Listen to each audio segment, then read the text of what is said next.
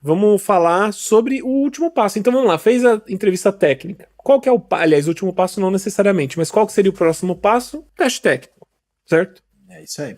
É o teste técnico aí tem acho que eu já fiz uns 3 tipos de teste técnico diferente, né? Um que é o que o pessoal mais tem medo e eu também acho bem chato, porque é o Live Encode. Live Coding, né? Que talvez eu acho que é o mais difícil de todos, porque é muita pressão na hora. É o cara fazendo pergunta quando você tá codando, isso me irrita profundamente, porque eu preciso me concentrar muito. Eu tô foco, o cara começa a falar, eu falo, porra, mano, deixa eu ter pelo menos terminado o que eu tô escrevendo, porque às vezes eu escrevo um negócio meio errado, eu quero voltar. Porque é assim, normal, né? Você não vai acertar a linha de olho fechado. E tem lugares que pedem você entregar um teste, sei lá, ele vai dar um caso de teste. Que é o mais comum, inclusive. Que é o mais comum, que tem o caso de teste, aí você cria lá, sobe lá no repositório dos caras, e os caras vão ver, testar, pra dar uma olhada no seu código, enfim, né? Se a gente tá pensando num teste técnico voltado pra automação, né? Exatamente, que é a minha especialidade. Então, esse nossa, fugiu o último. Não, e tem também, por exemplo, às vezes o teste técnico que você leva pra casa, tá, galera? É comum eles te darem alguns dias pra você poder fazer. É comum eles, por exemplo, te dar 5 dias, 3 dias, ou dá um prazo. Se for num teste menor, às vezes é no dia seguinte. Depende muito como a empresa decide. Ela que decide. Não existe muito bem um padrão, mas normalmente eles te dão alguns dias, 3 dias, uma semana para poder finalizar um teste. E não necessariamente o teste técnico vai ser só para testes automatizados. Esse é o terceiro que eu ia falar, que é o teste que eles vão perguntar tudo, vão mostrar casos reais, aí eles vão testar o seu conhecimento de fundamento de software. Por exemplo, eles vão colocar, o caso é esse aqui, a história do usuário é esse aqui, como que você procederia em cima disso? O que você testaria, o que você não testaria, o que você acha que tá faltando? Qual é a sua sugestão? O que você automatizaria? O que você não iria automatizar? Por quê? Aí durante a conversa, vai tomando caminhos diferentes, né? Geralmente é bem longo essa entrevista. Mas aí já tá na entrevista, mas mesmo assim... Não, já é o teste técnico, né? O teste técnico, e aí você tem que poder explicar, por exemplo, estratégia de QA. Teve uma vez um teste técnico, né, que me mandaram, e eu tinha que explicar o que o QA faz, qual que é a importância do QA no time ágil de desenvolvimento. E aí você pode responder de várias formas, né? Não é só que nem, tipo, código, né? Eu também tive que fazer automação nesse caso, mas, assim, eu basicamente expliquei o que um QA fazia. Então, eu coloquei tudo que eu podia. Eu coloquei informação de artigo que eu encontrei, de livro que eu li, de vídeo que eu fiz. Eu coloquei meus vídeos lá como referência pra mim mesmo. Mas, assim, é importante vocês lembrarem disso. E pode acontecer, galera. E, de verdade, se você tiver preparado, se você tiver estudado sobre teste de software, automação... Não é tão complicado assim fazer normalmente os testes técnicos. O máximo que vai acontecer é ele tomar tempo, né? Porque depois você aprende a automatizar, meio que não tem muito... Porque assim... E principalmente pra quem tá entrando pra júnior, tá? Eu tô falando aqui, tá, galera? Porque quanto mais sênior você vai ficando, o teste técnico piora, aumenta. Você. Eles querem mais coisa. Óbvio, né? Eles estão querendo um cara mais sênior. Mas... Pra júnior, mano, provavelmente eles vão te pedir uma automação de login. Acontece muito. Eles vão pedir esse fluxo aqui, o que você faria. Geralmente eles querem saber até onde você chega. É ver se você é criativo, ver se você sabe o que você tá fazendo. Se você sabe resolver problema daquele específico. Eu tô fazendo... Faz caso feliz, faz caso triste, que a gente comentou ontem. Às vezes pode dar até o bagulho meio bugado pra ver se você sabe... Se você não vai falar ou não vai falar. Uma ferramenta que tem vários problemas, bugs e melhorias, ver se você vai falar alguma coisa. Por quê? É parte do seu trabalho, como que é? Eu já peguei parte de teste técnico, que eu simplesmente me mandaram um login que não funcionava.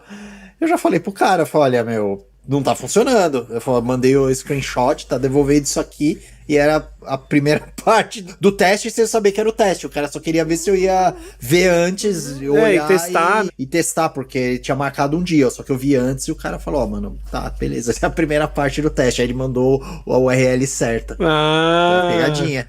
Pra ver se você... Pra ver se eu tinha interesse. E se você ia procurar, se você ia perguntar. Se eu ia olhar. Isso é bem legal, hein? Isso é bem interessante, mano. Nossa, deve cortar uma quantidade de candidatos e você não acha ninguém também. Então, porque eu olhei e falei, cara, isso aqui tá errado. Aí eu fui testando. Aí fui mandando tudo as provas assim pro cara. Só faltou abrir um ticket. Foi praticamente um ticket bug que eu mandei pro cara. Falei, cara, tá com isso, tá me devolvendo isso. E aí o cara falou, não, beleza, agora eu tô te passando certo. E galera, outra coisa, em testes técnicos não tenham vergonha de entregar a mais. Por quê? Você tem que entender que você está competindo com outra pessoa. O cara pode entregar tão bem quanto você. É improvável, dependendo do tanto que você estudou, considerando o mercado e a quantidade de pessoas que realmente entendem sobre QA, Mas pode acontecer. Pra você garantir que isso não aconteça, cara, entrega, tipo, faz tudo que você puder ali. Você tem que lavar a alma do teste. E o que eu quero dizer com isso? Por exemplo, um dos testes técnicos que eu mencionei, né? Eu tive 4 questões que eu tinha que responder. 4 questões, cara. Me deram 3 dias pra responder 4 questões. Você fala, nossa, pô, pra quê, né? Podia ter devolvido no dia seguinte. Mas o que acontece? Nessas 4 questões, eu respondi em 11 páginas o que eu tinha pra falar.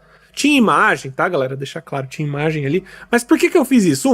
Era uma entrevista de sênior pra uma empresa americana, então eu queria realmente chamar atenção e me sair o melhor que eu podia. Cara, eu coloquei tudo que eu sabia. Por quê? O teste técnico serve pra isso, pra você mostrar tudo que você sabe. Mesmo que não peça, não precisa pedir pra você pôr. Você pode pôr o que você achar melhor. Se você tiver tempo e disposição pra fazer, né, eu acho que vale muito a pena.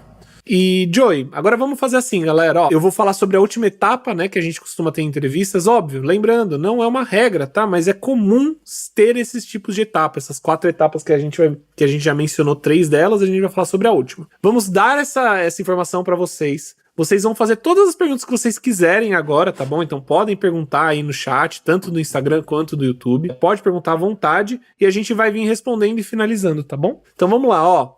Joey, qual que é o último processo que costuma acontecer depois do teste técnico?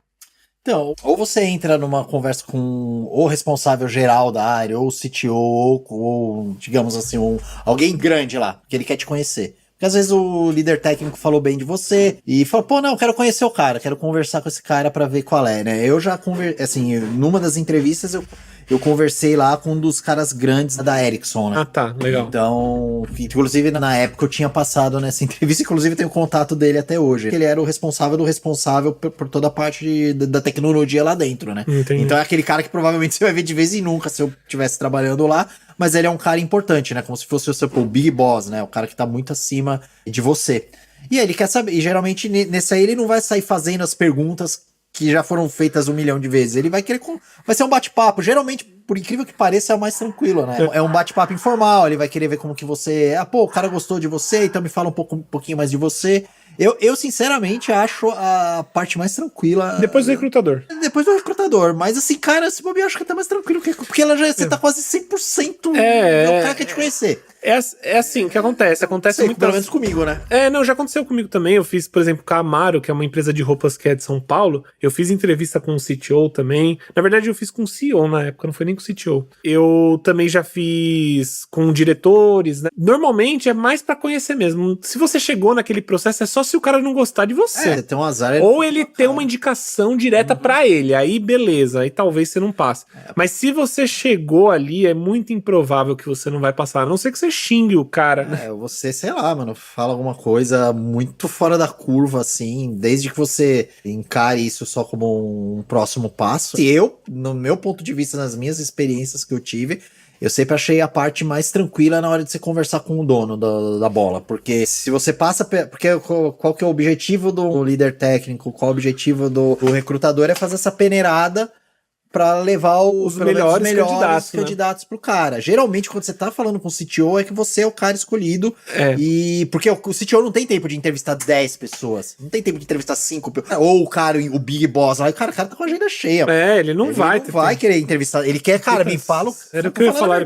Não, mas era o que eu ia falar. O cara, ele quer entrevistar Se você chegar, né, nessa aqui, o que a gente falou, essa geralmente se existir esse processo, esse passo, né? O cara quer entrevistar o cara que o cara... como ele é chefe, ele contratou pra fazer a entrevista. Ele não. Por isso, ele só quer saber se ele vai com a sua cara. Se ele for com a sua cara, pô, legal, pô, você é um cara divertido, não, gostei de você, pô, falaram bem de você, tá, vamos bater um papo. Eu acho super sossegado, né? Quando eu entrei na empresa que eu tô agora, eu ia pra conversar lá com um cara que foi o meu chefe, só que ele era tão ocupado que ele ficava remarcando. Aí teve uma hora que ele simplesmente falou, não, mano, eu conversei por e-mail com ele, e aí ele falou, não, legal, tá, beleza, vamos mandar o job offer pra você.